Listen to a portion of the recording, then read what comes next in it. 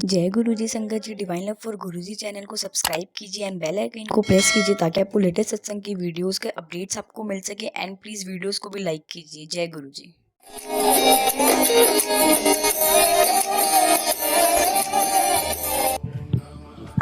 जय गुरुजी। आज मैं अपनी जर्नी गुरुजी के साथ इस फिजिकल फॉर्म में कैसे शुरू की वो एक्सप्लेन करूंगी।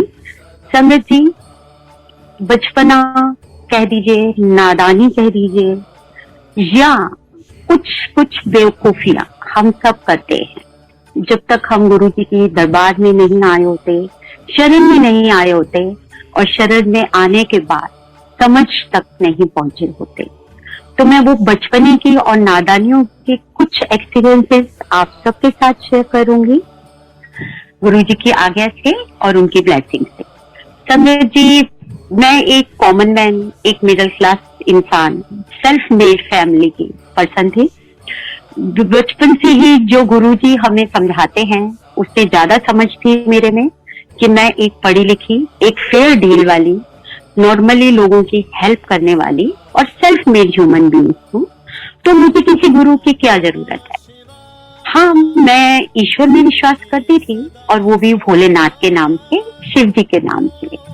बट ह्यूमन बॉडी में भगवान हो सकता है ये समझ नहीं थी, और ना ये बिलीव पे मैं बिलीव करना चाहती थी।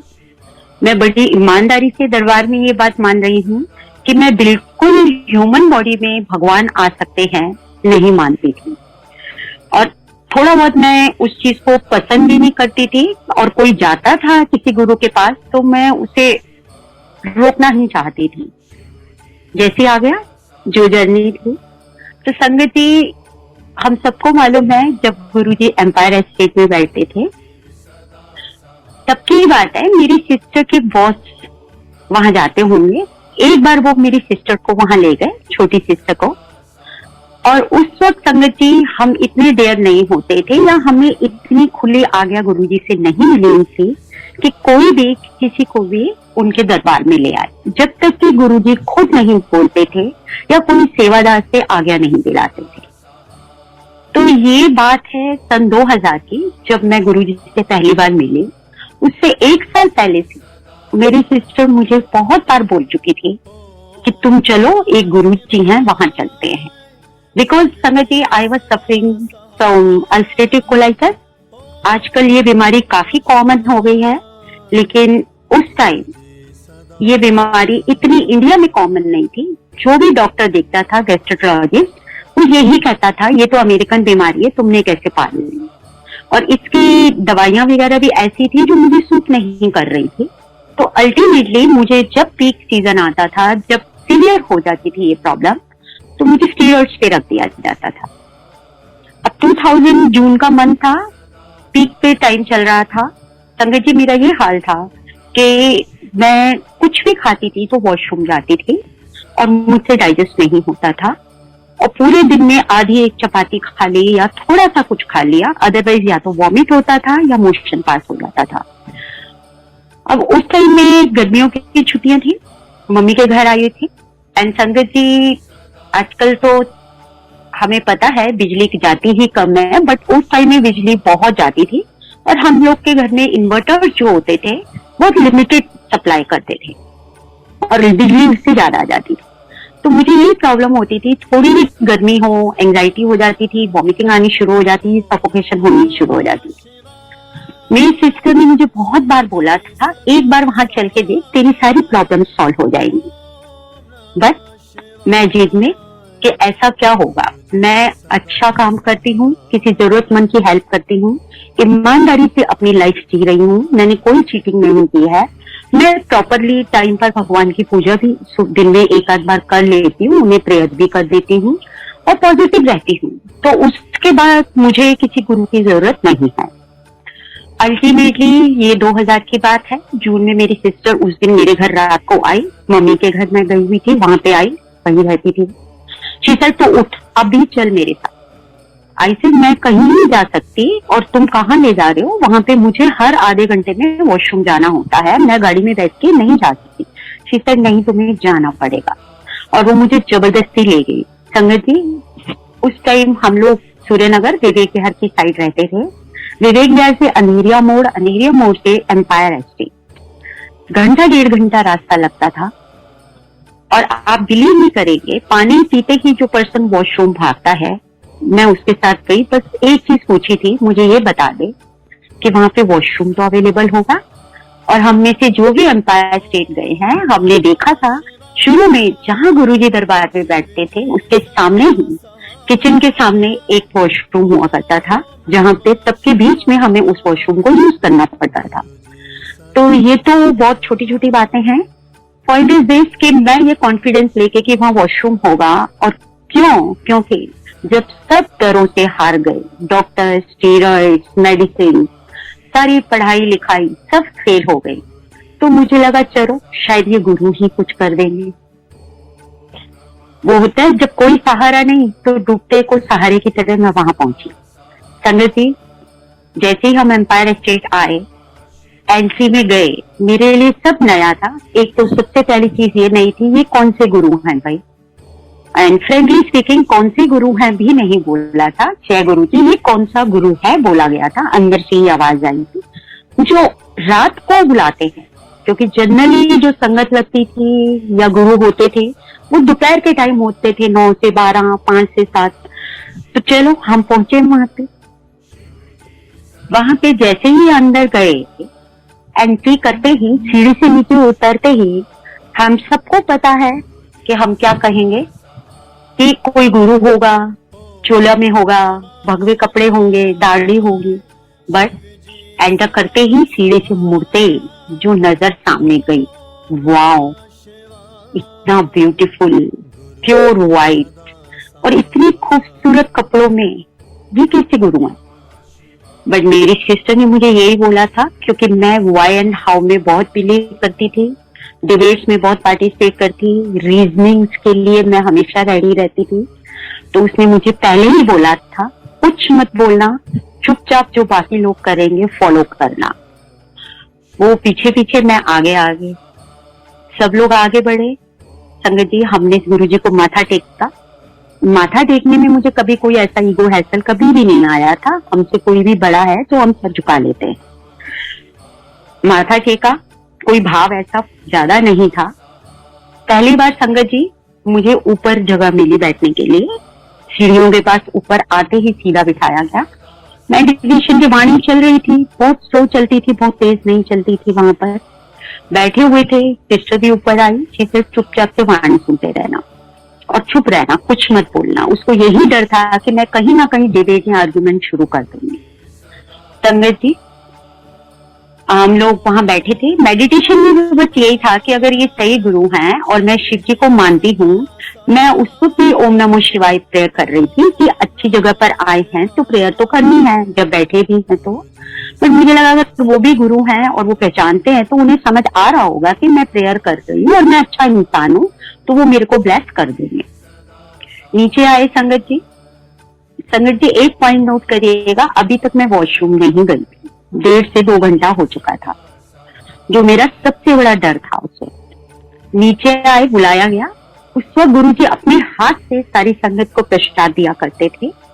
वो प्रसाद लेके हम बाहर जाते थे, एम्पायर एस्टेट थे, रोड पर खड़े होके हम वो प्रसाद फिनिश करते थे, फिर हैंड वॉश करके हम वापस आते थे।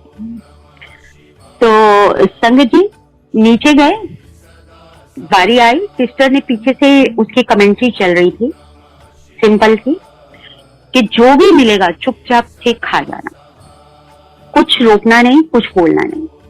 एंड संगत जी, यू वोंट बिलीव, जब मैं आगे आई, गुरुजी के हाथ से मोतीचूर का बड़ा वाला लड्डू, जो 200-250 ग्राम वाला बड़ा होता है, वो लड्डू उन्होंने मेरे हाथ में दिया। दोनों हाथ भर के मैंने वो लड्डू लिया। एंड शी सेड, सीधे बाहर निकल जा, आवाज मत करियो। सीधा पुश करके हम बाहर आए। संगत जी, 5-10 ग्राम की रोटी नहीं खाई जा रही थी मेरे से, और शी सेड, ये लड्डू आपने यहीं पे खाना है। तब मुझे ये वर्ड पहली बार नहीं समझ आया था कि यहाँ खाया तो दवाई है, घर जाके खाया तो मिठाई है। इसकी ना वैल्यू पता थी, ना मतलब पता था, ना सेंटेंस पता था। बट क्योंकि सिस्टर लेके आई थी उसको उनके बॉस से आज्ञा मिली थी और वो गुरुजी का आदेश था कि गुरुजी ने उनको बोला था कि सडले जनु सडनाएगी, और उन्होंने बोला था मेरे माइंड में आपकी सिस्टर का ही ध्यान आया था कि वो बहुत बीमार रहती हैं। संगत जी 1 साल लगातार गुरुजी का इनविटेशन था। नादान नहीं कहूंगी मैं, अज्ञानी भी नहीं कहूंगी, बचपना भी नहीं कहूंगी, बेवकूफी थी।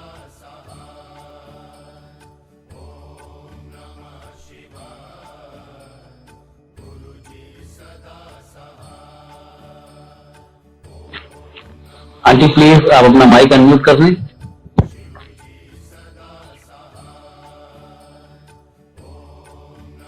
सभी को फोन करो ना कि मैं मीटिंग। जय गुरु जी, अंकल अनम्यूट हो गया?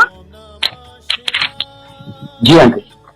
हाँ सॉरी अंकल, वो बेटे का ना बाहर है, फोन आया था बार बार बीच में। जय गुरु जी, इसका भी एक सत्संग है, अभी वो भी मैं शेयर करूंगी। तो संगत जी, वो लड्डू प्रसाद मैंने उस वक्त वो जबरदस्ती खाया, मुझे नहीं पता मैंने कैसे खाया, जो पिछले 3-4 महीने से 250 ग्राम पूरे दिन में क्या 4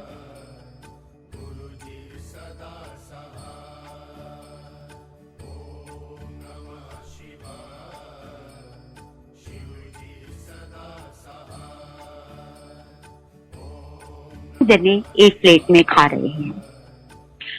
संगत जी, एंट्री के टाइम पर सबसे बड़ी बात ये देखी हमने कि मुझे पहले तो ये लगा ये कैसी जगह आ गए हैं। मैं किसी पॉलिटिशियन में इतना इंटरेस्ट नहीं रखती थी, ना रखती हूँ, बट मुझे उनकी फेसेस भी पता नहीं होते थे। तब मीडिया और फेसबुक वगैरह भी इतना नहीं था।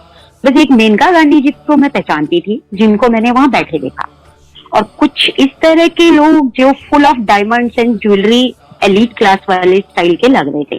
तो मैं यही सोच रही थी कि कहाँ आ गए यार, ये जगह मेरे लिए तो है नहीं, क्योंकि हम लोग मिडिल क्लास लोग हैं। यहाँ पे कौन सी बर्बाद में ये ले आई है, यहाँ हम कैसे खप पाएंगे।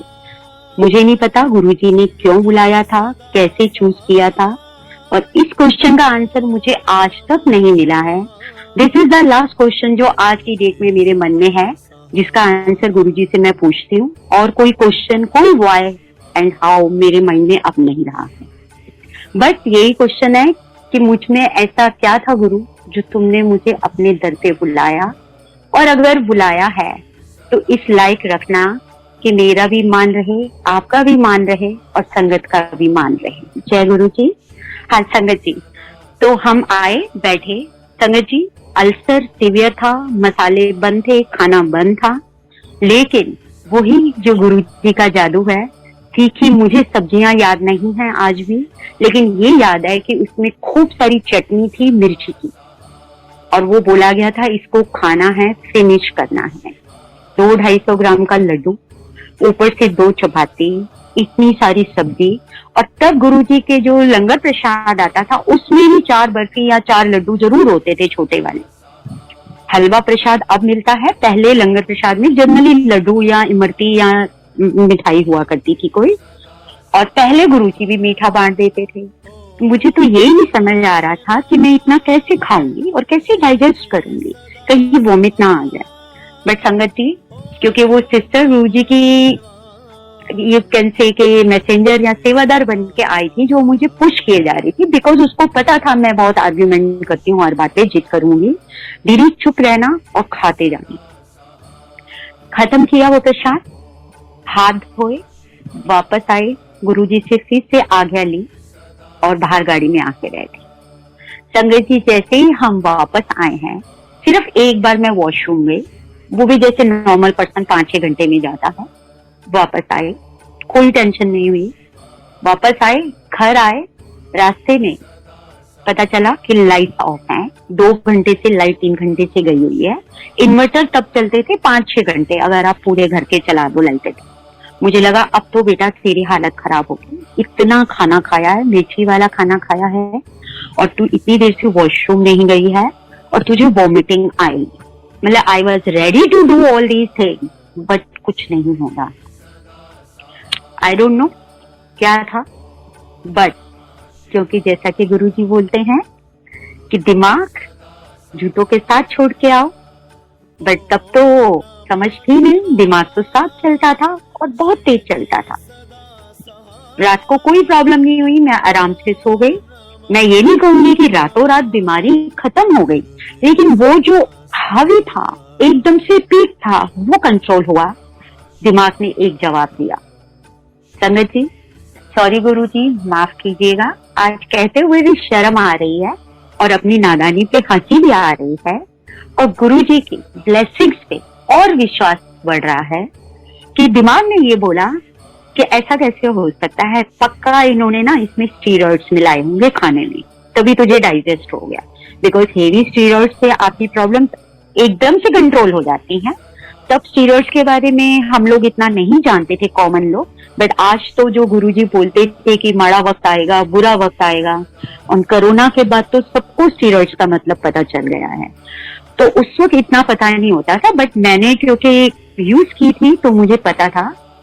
बट देन दिमाग ने फिर लॉजिक दिया कि वो खाना तो 10 साल का बच्चा भी खा रहा था, 5 साल का बच्चा भी खा रहा था, 80 केजी के वेट का भी खा रहा था, 40 केजी के, क्योंकि स्टीरॉइड्स में ये होता है अपने बॉडी वेट से ज्यादा ग्राम्स का नहीं ले सकते आप। ये जो मेरी कॉमन सेंस थी, नॉलेज थी रिगार्डिंग स्टीरॉइड। तो फिर मेरे माइंड ने जवाब दिया कि वो ऐसे कैसे खिला सकते हैं स्टीरॉइड सबको होलसेल में, कि किसी का वेट कितना है, रिएक्शन भी तो हो सकता है। मतलब संगति, जितने गंदे आइडिया होते थे वो सब आते रहे, उल्टे सीधे ख्याल, और गुरुजी मुस्कुराते रहे जैसे अब मुस्कुरा रहे हैं। चलो अंडर कंट्रोल थोड़ा बहुत हो गया, थोड़ा दिमाग चलता रहा। संगति, 1 महीने बाद, 1.5 महीने बाद, ये जून का मंथ था, जुलाई में, अगस्त बिगिनिंग था, जुलाई एंड था। बर्थडे का तब तक मुझे नहीं था पता गुरुजी के, वो निकल गया। अगस्त के महीने में मैंने अपने हस्बैंड को ऐसे ही बोला, थोड़ा सा कंट्रोल में था, कि गुरुजी के पास मैं गई थी, बताया तो था मैंने उन्हें, तो आप भी चलोगे? तो कहते हैं मेरे हस्बैंड इस तरह से हैं कि जहां बोलोगे वहां मत्था टेक देते हैं, जहां बोलोगे वहां पे श्रद्धा हो प्रेयर कर लेते हैं, वो हर जगह पर हाथ जोड़ लेते हैं, मत्था टेक लेते हैं। मैं हर जगह पर लॉजिक्स बहुत लगाती थी, बस शिव बाबा में मेरी थी श्रद्धा, उसको मैंने छोड़ती थी। बचपन से शिव जी करा था, जो सीखा था, और उनके लिए मैं प्रेयर हमेशा करती थी। उन्होंने बोला हाँ चलेंगे। संगत जी, अब एक छोटा सा बचपना बता रही हूँ, जो एक सेल्फ मेड मैन के या सेल्फ मेड पर्सन की होती है डिजायर्स, छोटी छोटी चीजें, छोटी छोटी जरूरतें, छोटी छोटी इच्छाएं होती हैं, वही यहाँ पे मैंने दिखाई। वहां गए, उन दिनों में संगत जी हमारे पास फिएट कार थी, एंड जैसे कि हम सब जानते हैं फिएट कार थोड़ी पुरानी हो जाए तो डिस्टेंस पे तंग करती है। तो पश्चिम बिहार से एम्पायर एस्टेट जाना था, अंधेरा सड़कें थी, अभी तो सड़कें और लाइट बहुत अच्छी हो गई है, तब बहुत अंधेरा होता था, और फिएट में जाते हुए मुझे थोड़ा डर लगा। तो मैंने अपने हस्बैंड को बोला, उन दिनों में मारुति वैन नए नए आए थे, तो मैंने उनको ये बोला कि हम ना गाड़ी किराए पे लेके जाएंगे विद ड्राइवर, क्योंकि बहुत मुश्किल होगा रात को अगर गाड़ी कहीं रुक गई तो, उधर तो बिल्कुल अंधेरा और जंगल है। ठीक है, गाड़ी ली हमने, गए।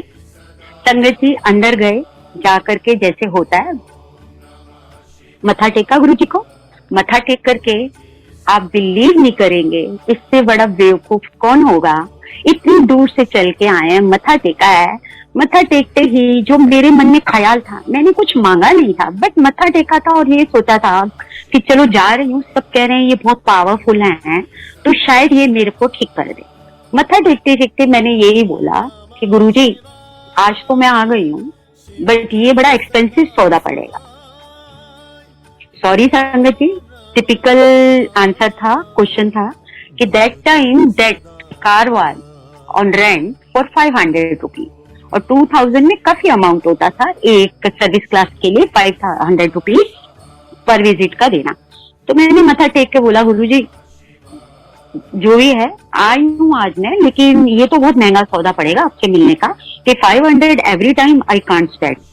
कुछ नहीं मांगा था मैंने संगत जी, मत्था टेक के वो ख्याल उस दिन मेरे दिमाग में चलता रहा था कि यार ये महंगा पड़ेगा, ऐसे कैसे आएंगे इतनी दूर हम हर बार रेंट दे करके, और फील्ड में मैं नहीं आऊंगी। वापस आ गए हम, इतने में मेरे हस्बैंड ने मुझे बोला कि श्वेता तू यहाँ किसी को जानती है? मैंने कहा नहीं, मैंने तो किसी से बात भी नहीं की थी जब पिछली बार भी आई थी। तो ही सेड मुझे यहाँ पे एक अंकल ने रोका and he was Singla uncle, और उन्होंने मुझे रोक के बोला कि गुरुजी कहते ने जुतियां दे नाल ना अपना दिमाग पार रख के आया करो, पर टीचर का दिमाग होता है ना, इन्हों थोड़ा ना लॉजिक ज्यादा लगता है, समझाने में टाइम लगता है। सॉरी संगत जी, मुझसे पंजाबी ठीक से बोली नहीं जा रही। उसका पर्पस मीनिंग यही था कि टीचर्स के दिमाग को संभालने के लिए बहुत टाइम लगता है, उनके लॉजिक्स बहुत होते हैं, और गुरुजी हमेशा यही बोलते हैं कि जूतों के साथ अपना दिमाग छोड़ के आया करो। संगत जी, मैंने वहां किसी को कुछ नहीं बताया था, किसी से बात नहीं की थी, मेरे हस्बैंड ने किसी से बात नहीं की थी। सिंगला अंकल ने मेरे हस्बैंड को ये मैसेज दिया, and by profession I am teacher. मुझे नहीं पता पहली बार में गुरुजी ने ये मैसेज क्यों दिया, लेकिन वो उस वक्त भी दिमाग में ये चीज नहीं आई कि गुरुजी मुझे पहचान गए। वापस आए संगत जी, सितंबर का महीना, अगस्त था, सितंबर का महीना आया, मैं अपने मॉम डैड के पास गई हुई थी, वही फिएट लेके अपने हस्बैंड के साथ।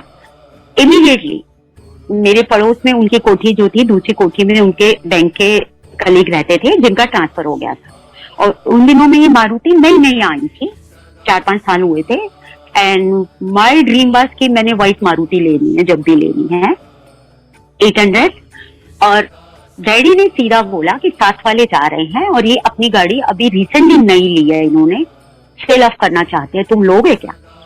संगत जी, मैंने कुछ नहीं मांगा था, अगस्त में मत्था टेकते वो बोला था गुरुजी फिएट मैं लाऊंगी नहीं, उनको नहीं बोला था। उस टाइम में मेरे मन से अपने आप आवाज उठी थी, मैंने डिमांड नहीं की थी, कोई अरदास भी नहीं की, फिएट मैं नहीं लाऊंगी, और इतना रेंट देके महीने में कितनी बार मैं आ सकती हूँ आपके पास। अब उनको बुलाना था संगत जी, उसी वक्त वो फिएट वहीं छोड़ी, मारुति में वापस आ गए। कोई मांग नहीं है, कोई सपना नहीं है, कोई कन्वर्सेशन नहीं है, बट हर पल, हर मिनट, हर वक्त साथ है। ये तो छोटी छोटी स्टूपिड सी चीजें थी जो बातें करते थे, सुनते थे और सुनाते थे, बट संगत जी और बहुत ही स्टूपिड चीजें थी जो मांगते गए, और धीरे धीरे समझ आती गई, थोड़ा थोड़ा इस रास्ते पे बढ़ते गए। और आपको मैं बता रही हूँ एक सत्संग, ये है ईयर मुझे याद नहीं है, बट एक बार आधी रात को मेरी नींद खुली और बहुत रेस्टलेसनेस और बेचैनी हो रही थी। उन दिनों में मेरे बेटे की फ्रेंड की किसी की कोई बहन की शादी थी या किसी की कजन की शादी थी, वो लोग पंजाब साइड गए हुए थे। तो रात को बच्चों ने बोला था हम 10-11 बजे निकलेंगे, 2-2:30 बजे तक आ जाएंगे वापस और घर आके सोएंगे। देन इन्होंने फोन किया 11-12 बजे कि नहीं मम्मा हम यहीं स्टे कर रहे हैं सारा ग्रुप, कि रात को जर्नी नहीं निकलेंगे, हम सुबह सुबह 5 बजे निकल के आएंगे। तो जैसे पेरेंट्स करते हैं हम लोग सो गए कि चलो बच्चे अब वहां पे हैं, होटल्स में आराम से सो रहे हैं, कोई प्रॉब्लम वाली बात नहीं है। और वरना बेचैनी होती है, कितना भी हम कहें कि बच्चे आ रहे हैं, रोड पे हैं, एक वेट होती है एज अ पेरेंट। तो उस वक्त हम सो गए कि चलो वो होटल में है, बाहर सड़क पे नहीं है। संगत जी, रात को 2-2:30 बजे मेरी नींद टूटी और मुझे इतनी रेस्टलेसनेस हो, बेचैनी हो, मुझे समझ नहीं आया क्या हो रहा है। अंदर से एकदम आवाज आई कि जब कुछ नहीं समझ आता तो तू बैठ के मंत्र जाप कर ले, और क्या कर सकती। संगत जी, मैं मंत्र जाप करती रही, मंत्र जाप करते करते अपने आप ही नींद आ गई। बच्चे रात को उसके बाद 2:30-3 बजे, मतलब कि मेरी नींद 2-2:30 बजे के करीब खुली होगी, 3:30-4 बजे बेल हुई और बच्चे घर आ गए। आके बोला कि हमें लगा रात को लेट हो जाएंगे, अभी निकलते हैं, सुबह घर जाके आराम से सोएंगे। संगत जी, मुझे उसको कुछ भी स्ट्राइक नहीं किया, वो भी सो गए, मैं फिर से सो गई। थोड़े दिनों बाद मेरे बेटे ने मुझे बताया कि मम्मा जब हम वहां से निकले थे ना, आज तो हमें एक तरह से नई लाइफ मिली है। सामने जो ट्रक आ रहे थे और जो गाड़ी आ रही थी, एक बाल के डिस्टेंस से, मिलीमीटर के डिस्टेंस से हमारी पूरी यू कैन से कि टक्कर हो जाती गाड़ी की। कैसे बच्चे हैं हमें नहीं पता। ये होते हैं गुरुजी संगत जी, उन्हें आपके कर्म को पटवाना होता है। आप अनजान होते हो, नादान होते हो, बट उन्होंने आपको अपनी शरण में लिया है। आपका ध्यान, आप सो जाओ तो भी वो आपका ध्यान रखते हैं। इसीलिए उन्होंने मुझे रात को जगाया और बिठाया और बोला मंत्र जाप करो।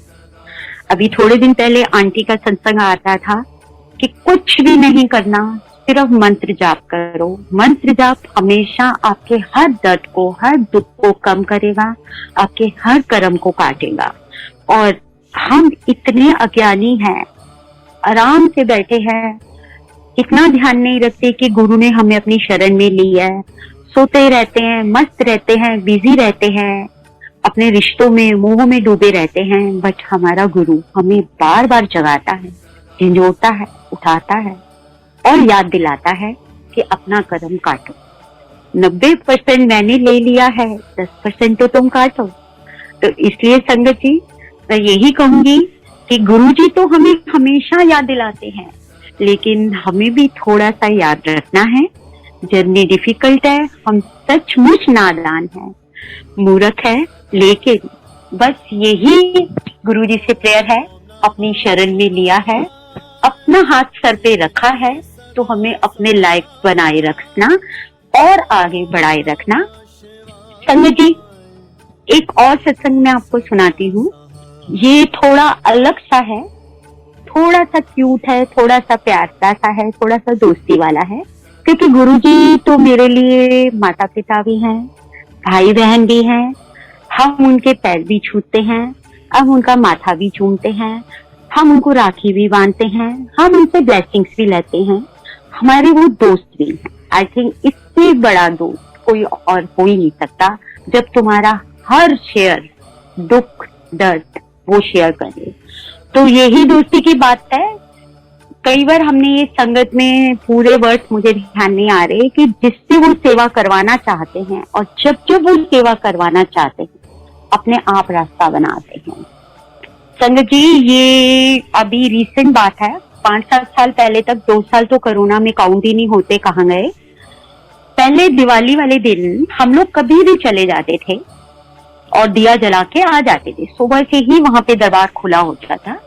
लेकिन 5-6 साल पहले हमें नहीं था पता, मेरा बेटा आया हुआ था बाहर से, तो उस वक्त एक ही गाड़ी थी, तो उसने, क्योंकि वो बाहर था तो हमें जरूरत नहीं थी दूसरी गाड़ी की, तो उसने बोला था, पापा मुझे शाम को कहीं जाना है, आपने बड़े मंदिर जाना है, तो आप अभी हो आओ। हमने बोला ठीक है, हम लंच खा के चले जाते हैं, 5-6 बजे तक वापस आ जाते हैं, और तो फिर गाड़ी लेके फ्रेंड्स के साथ चला जाइए पूजा करके। संगत जी अभी भी नादान थे। अभी एक किसी उसमें मैंने गुरुजी की किसी उसमें पढ़ा था, बुक में या सत्संग में, किसी अंकल आंटी के, गुरुजी यही बोलते थे कि सब तो अपने घरों में दिवाली मनाते हैं, मेरे पास तो बहुत कम लोग दिवाली मनाने आते हैं, नहीं थी समझ तब तक। यही था दिमाग में कि मुझे वापस आके पूजा करनी है, लक्ष्मी पूजा करनी है दिवाली की। और दूसरा था संगत जी की, मेरे को मेन डोर पे फ्रेश फ्लावर लगाने थे अपने घर के। वो 2 काम मेरे रह गए थे। और मेरा शुरू से था, बचपन से ये सीखा था कि दिवाली पूजा के टाइम आप नए कपड़े पहनते हो, फ्रेश कपड़े पहनते हो। कितने नादान है हम लोग। मुझे लगा कि पहले गुरुजी के पास जाऊंगी और बड़े मंदिर से वापस आके मैं अपने नए कपड़े पहनूंगी, और वो वाइट ड्रेस थी, और मेरे माइंड में ये था खराब हो जाएगी। नहीं, ये नहीं समझ आया, गुरुओं का गुरु, ईश्वर का ईश्वर, महाशिव, वहां पे जाके कपड़े खराब होंगे और लक्ष्मी पूजा में ठीक हो जाएंगे। सॉरी गुरुजी, नादान है, नादान थे, नादान रहेंगे। आप बख्शनहार हैं, आप माफ करते हैं, आप माफ करते रहेंगे। तो संगत जी, मेरे मन में वही 2 कसक थी कि नरेश फ्रेश फ्लावर नहीं मिले। फिर मैंने कहा चलो गुरुजी के मंदिर जाएंगे बड़े, तो वहां रास्ते में आता है एक जगह, वहां पे फ्लावर बड़े फ्रेश मिल जाते हैं। वापसी में हम घर के दरवाजे के लिए वो लेते आएंगे। लक्ष्मी पूजा से पहले आरती फ्लावर लगा दूंगी और नया सूट पहन लूंगी। देन आई थॉट काफी लेट हो गई हूँ, मैं ये वाला सूट अभी पहन लेती हूँ। ड्रेस मैंने पहन ली, काफी लंबी वाइट ड्रेस थी, अनारकली टाइप। मुझे लग रहा था खराब ना हो जाए। संगत जी, पूरे रास्ते गाड़ी में जब हम गए हैं, आप बिलीव नहीं करेंगे, कहीं ना कहीं मन में ये था कि एक तो मेरी ड्रेस खराब नहीं होनी चाहिए। क्यों? क्योंकि लक्ष्मी पूजा में साफ ड्रेस पहननी है।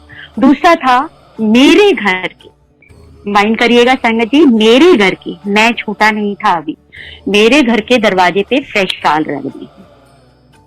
वो सुनते हैं, मिले ना मिले, हम देखें ना देखें, वो हर वक्त हमें देखते हैं, हर वक्त हमें सुनते हैं और हमारे बचपने को मुस्कुरा कर देखते हैं, माफ करते हैं और कई बार हमारी नादानियों में खुद भी शामिल होते हैं और हंसते हैं, जैसे एक माँ एक बालक को देखती है बदमाशी करते हुए, नादानी करते हुए।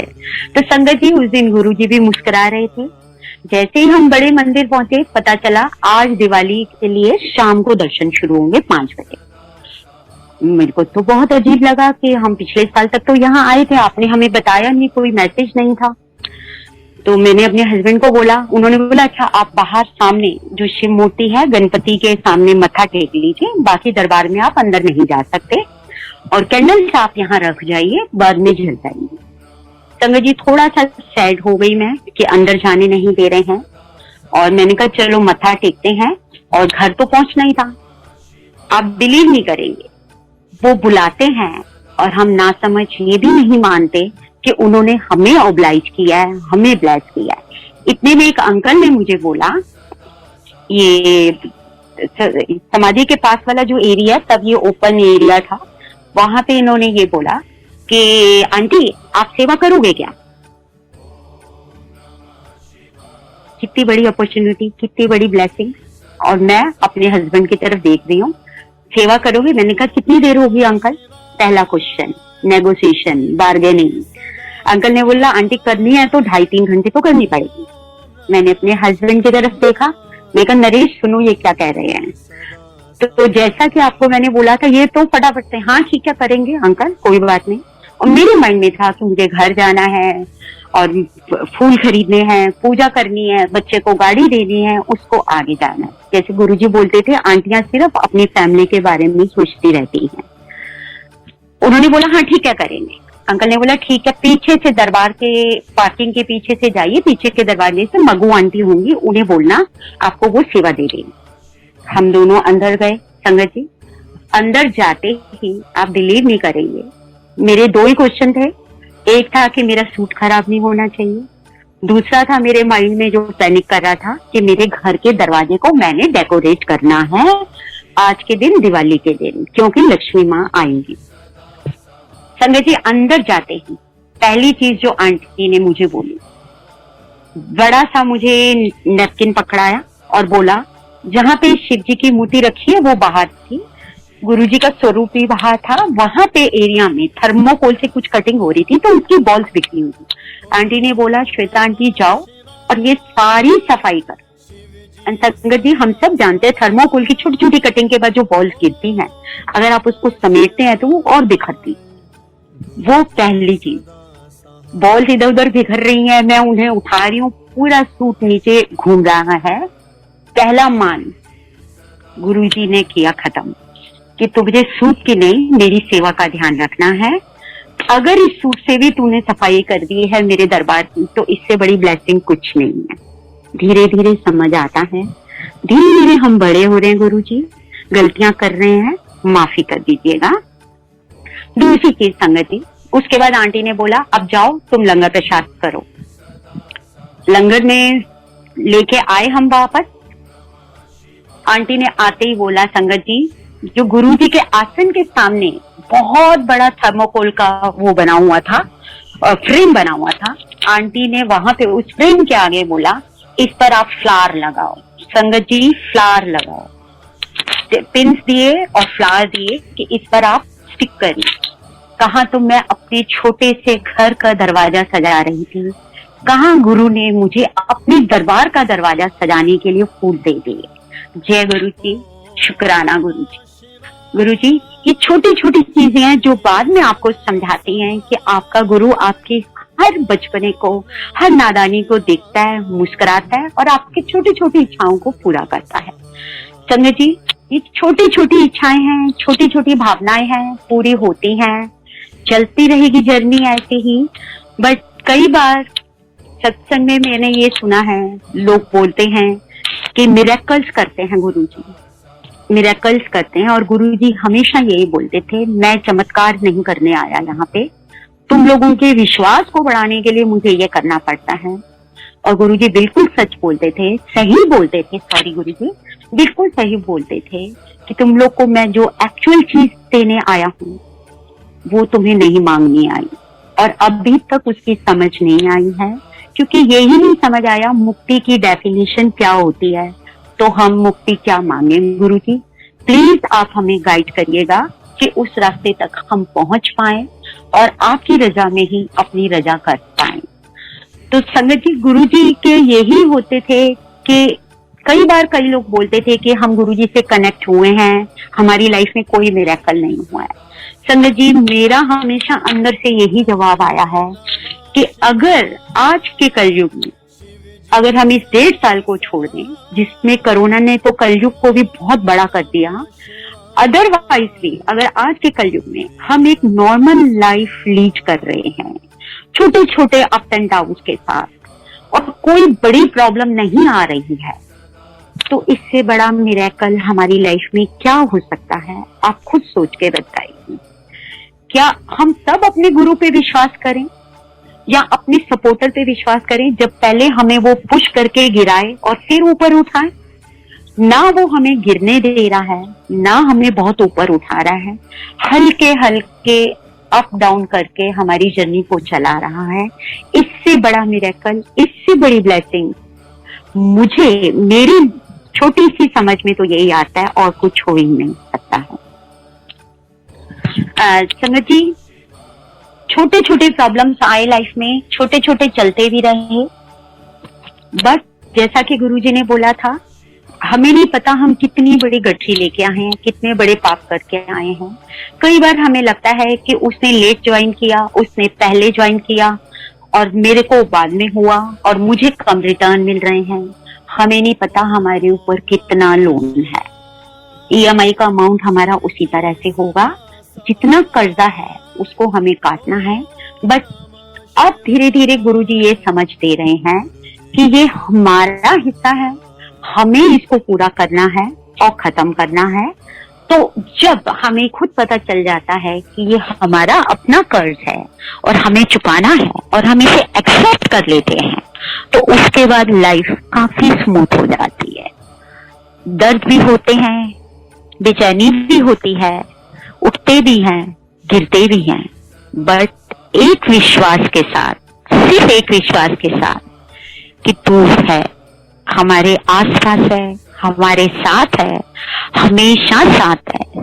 सोते हुए, जागते हुए, उठते हुए, बैठते हुए, हंसते हुए, रोते हुए, हमेशा वो हमारे साथ है।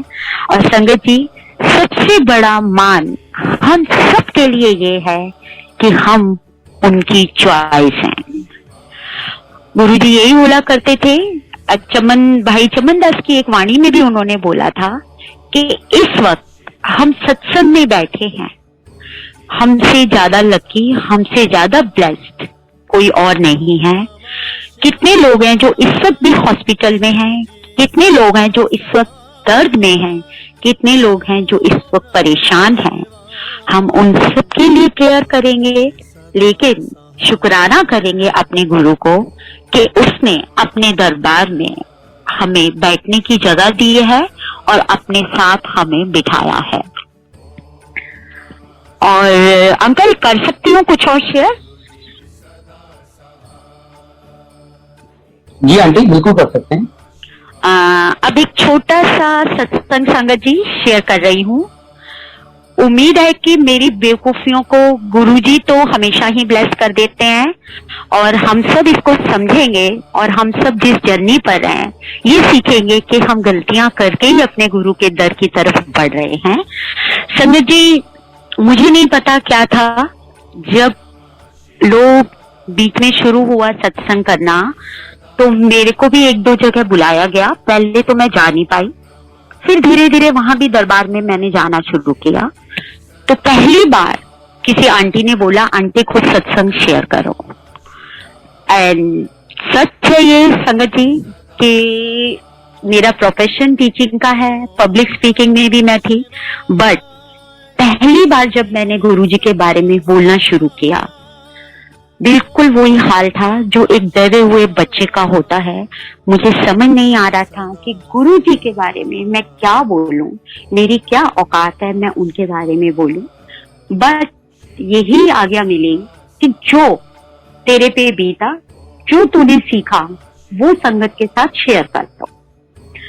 तो वही चीज आज भी पहली बार मैंने जब किया, मैंने विक्रम अंकल को यही बोला, विक्रम अंकल एक अनजाना सा बेचैनी है कि कहीं कोई गलती ना हो जाए, बट दरबार में बैठे हैं, गुरुजी बुलवा रहे हैं। तो वही मैं चीज बोल रही हूँ कि संगत जी काफी सत्संग में मैं जाने लगी और गुरुजी की कृपा से जो भी मैं शेयर करती थी संगत को कहीं ना कहीं आंसर मिलता था।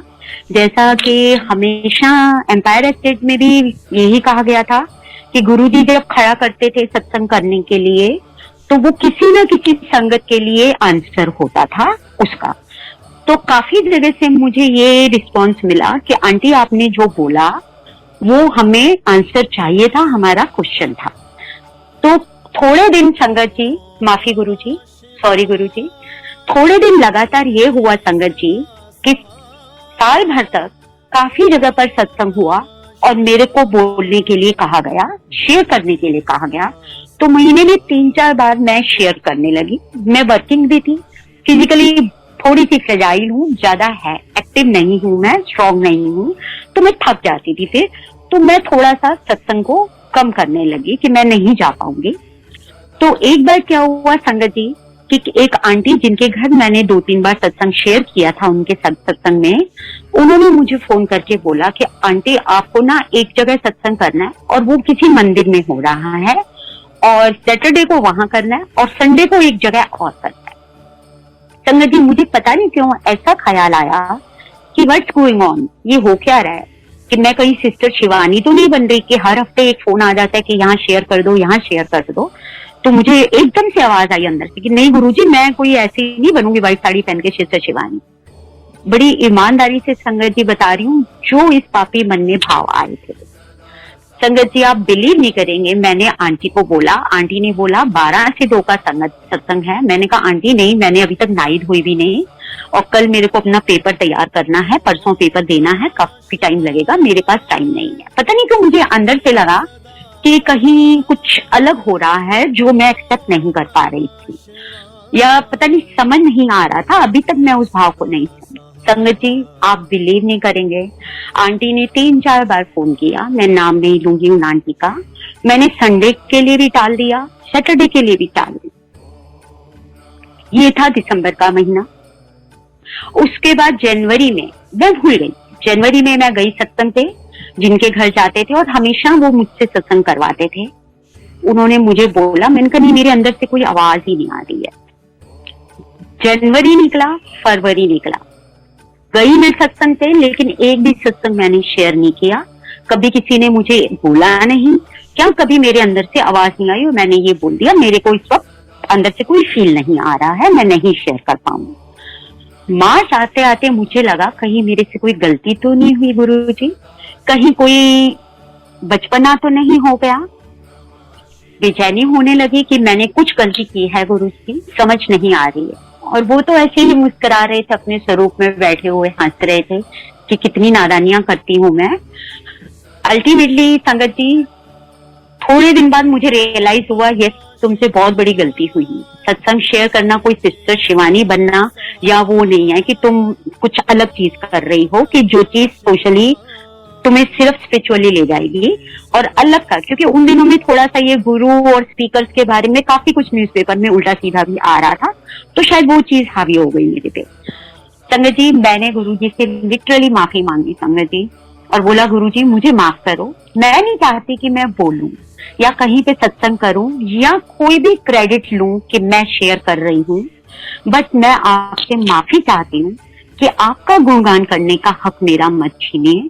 जहां भी किसी संगत की सेवा करनी हो, उसके किसी क्वेश्चन का आंसर देना हो, तो आप प्लीज मुझे ब्लेस करिए। संगत जी अब दिन रात मेरे मंत्र जाप के साथ मेरी ये प्रेयर चलती थी। एंड संगत जी उसके बाद सेकंड सैटरडे को एक अंकल के घर सत्संग होता था। उनके घर एक बार मैंने सत्संग किया था। उनके यहाँ उतना ही सख्त डिसिप्लिन होता है जितना के एम्पायर एस्टेट में होता था। कोई अपनी मर्जी से सीट बदलना है, कुछ करना है, सेवा करना है, नहीं कर सकता था। और वहां मैं एक बार सत्संग शेयर कर चुकी थी, बट उस दिन वो अंकल आए और आकर के मुझे अंकल बोलते हैं, आंटी सुना है आप गुरुजी का गुणगान करते हो, तो आज आप गुणगान करो हमारे सत्संग में। अंकल, गुरुजी, आप संगत जी बिलीव नहीं करेंगे, मेरी आवाज चुप हो गई कि मेरी ये अरदास मान ली गई थी। गुरुजी ने मुझे माफ कर दिया था। मेरे में मैं नहीं आई थी। मैंने तब भी गुरुजी को यही बोला था, अब भी यही बोल रही हूँ, मेरे में मैं नहीं आई थी, बट मेरे में कुछ बेचैनी आई थी। गुरु को ये भी पता है कि अगर मेरे रास्ते पे चलते हुए तो बेचैन होते तो ठीक है, संभाल लो खुद को, टेक योर टाइम, मैं तुम्हारे साथ हूँ। वो मुझे नहीं छोड़ेंगे, उन्होंने मुझे नहीं छोड़ा था। सत्संग में मुझे इनवाइट किया गया था, मंदिर में मैं जाती थी, लेकिन मैं शेयर नहीं कर पाती थी। वो उन्होंने मुझे रोका था क्योंकि मैंने मांगा था उनसे। उन्होंने मेरे को अपने आप नहीं कहा था, लेकिन जैसे ही मैंने उस चीज के लिए, अज्ञानता के लिए स्वीकार किया और मैं तैयार हो गई अपने गुरु का गुणगान करने के लिए, प्योर हो गई, तो गुरु ने मुझे वो हक फिर से दिया और अपनी शरण में लिया। और वहां पे उस दिन वही हाल मेरा हुआ था। माइक पकड़ते हुए मेरे हाथ कांप रहे थे, आंखों में से आंसू आ रहे थे और यही हो रहा था, गुरुजी शुक्राना कि आपने माफ किया, शुक्राना कि आप हमारी इतनी बेवकूफियों को देखते हो, समझते हो। लेकिन जैसे एक सेल्फिश बच्चा सारा दिन खेलता है, मस्ती मारता है, बिल्कुल माँ बाप की तरफ मुड़कर भी नहीं देखता, लेकिन भूख लगने पर, डर होने पर वो ही माँ बाप उसे याद आते हैं। ऐसे ही हम हैं, नाशुक्रे हैं गुरुजी, नादान हैं, लेकिन आपके बच्चे हैं। आप ऐसे ही हमें माफ करते रहिए और ये करिए, इस तरह से ब्लेस करिए कि धीरे धीरे हम आपके समझदार बच्चों की कैटेगरी में आ जाएं। आपके नादान बच्चों से थोड़ा सा ऊपर करिए हमें गुरुजी और अपनी शरण में लीजिए। हम आपकी चॉइस हैं, तो आपकी चॉइस अच्छी चॉइस बने, इसके लिए आप हमें ब्लेस करते रहिए। एक सेंटेंस और याद आता है गुरुजी का, जो बजाज अंकल की बुक में भी लिखा हुआ है कि गुरुजी कई बार बोलते थे, तुसी मैनू कीड़े मकोड़ों वांगू लगदे हो। सॉरी अगर मेरी पंजाबी बहुत गलत हो, तो उसमें यही होता था कि गुरुजी ने एक दो बार ये बोला था बेचैन होके कि तुम सब मुझे कीड़े मकोड़ों की तरह लगते हो। सच में गुरुजी, हम उतने ही गंदे हैं, उतने ही बुरे हैं, इतना आपका ब्लेस किया हुआ सब कुछ है हमारे पास कि शुक्राना करने के लिए भी वर्ड्स नहीं है। इतना समेट रहे हैं हम अपनी झोली में, लेकिन समर्पण के लिए अभी भी हमारी मैं और ईगो आ जाती है, कई बार उठ जाती है। यही वो चीज है जो पहले दिन से आप हमें बोलते हैं कि छोड़ के आओ, बाहर छोड़ के आओ। तो गुरुजी, आपने अपनी शरण में लिया है, आपने हमें बख्शा है, तो अब इतनी ताकत भी बख्शिए, इतनी हिम्मत भी बख्शिए, इतनी सद्बुद्धि भी बख्शिए कि हम अपनी इस मैं को छोड़ दें। नरेंद्र अंकल के सत्संग में हमेशा ये बोला होता है, उनकी बात सबसे बड़ी मुझे ये याद आती है। वो बोला करते हैं, हमेशा बोलते हैं कि गुरुजी बोलते थे, पहली 8 पौड़ियां तो मैं चढ़ा देता हूँ तुम्हें, आखिरी पौड़ी ना तुम्हारी मैं की पौड़ी होती है। उस पौड़ी पे आके ना मैं नीचे की सारी पौड़ियां तुम्हारी छीन लेता हूँ, गिरा देता हूँ, और अब तुम लटकते हो अपनी मैं में। प्लीज गुरुजी, इस मैं को खत्म करवाइए, अपनी अनजान ताकत, अपनी अनजान शक्ति से बांधिए और इस सीढ़ी से हम सबको अपनी तरफ आगे बढ़ाइए, अपने रास्ते पे चलाइए, अपनी शरण में लीजिए और अपनी सारी संगत को ऐसे ही ब्लेस करते रहिए। शुक्राना गुरुजी, शुक्राना अंकल, शुक्राना गुरुजी के दरबार का, शुक्राना संगत का। सब पर मेहर बनाए रखिए, सब पर अपनी कृपा बनाए रखिए। जय गुरुजी, शुक्राना गुरुजी।